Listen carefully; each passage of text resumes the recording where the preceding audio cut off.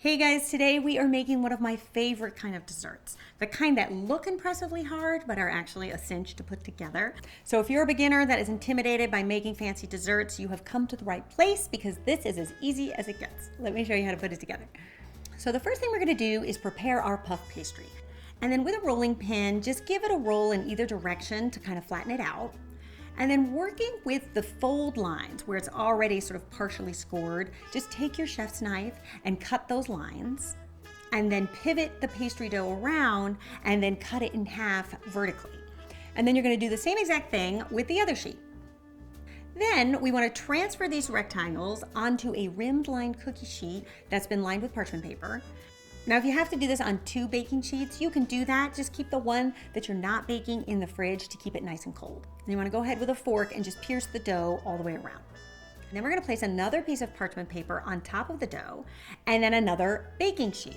I like to use these rim-lined baking sheets because they fit right into each other and will keep your pastry from moving around. And what this is going to do when we put it in a 400-degree oven is allow our puff pastry to bake without puffing up. So we want to make sure that we still get those nice flaky sheets, but we don't want it to rise up. We want a nice flat surface, and this does the trick. So you're going to let these bake for 25 minutes, just until they're nice and golden brown.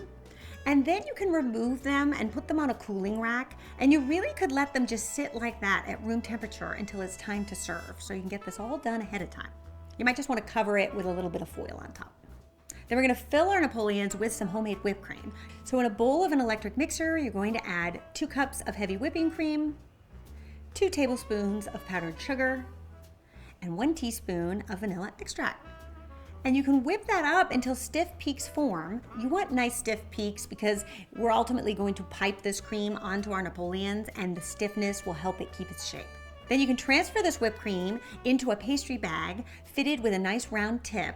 Then you can just prop this up in a nice Pyrex pitcher and put it in your fridge until you're ready to serve. Then when it is time to serve, you're gonna take one of your puff pastry rectangles, spread the bottom of it with a teaspoon of strawberry jam. Then you're gonna take your pastry bag and you wanna pipe 6 equal mounds on the puff pastry. So I like to do 3 on top and 3 on the bottom. And you'll notice that I'm leaving space in between them because that's where we're going to place our strawberries. Then you're gonna take 4 equal-sized strawberries, and I think the smaller ones work best.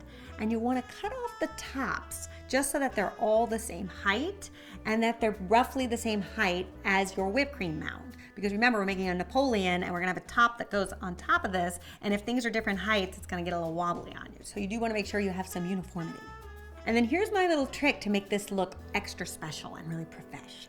You're gonna take a spatula and put it on top of the puff pastry.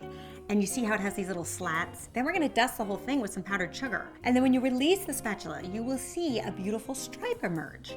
And then you can place that on top of your base, and then we're just gonna put a little dollop of whipped cream on the center. And then I like to take a small strawberry, leaving the top intact, slice it in half, and then place that cut side up on the Napoleon. And doesn't that look so pretty and impressive? And how easy was that, right? If you guys want to know how to make a traditional strawberry shortcake, you can click this end card. And if you'd like to know how to make a delicious strawberry shortcake cupcake, you can click the bottom end card. Subscribe for more quick and easy recipes, and I'll see you back here next Saturday. Until then, bye.